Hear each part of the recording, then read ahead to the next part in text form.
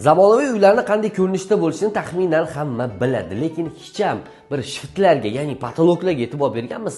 Qaranglar, bu yerda bir ko'rishda o'ylashingiz mumkin bu gipsokarton deb, lekin aslida bu natijniy patolog ekan. Chiroyli, xullas, agar siz natijniy patolog haqida ma'lumotga ega bo'lmasangiz, videoni oxirigacha ko'rsangiz, hammasini tushuntirib beraman. To'g'risi, xonadon juda ham zo'r remont qilingan va yakunlovchi element sifatida mana shu natijniy patologni ham ko'rsangiz bo'ladi.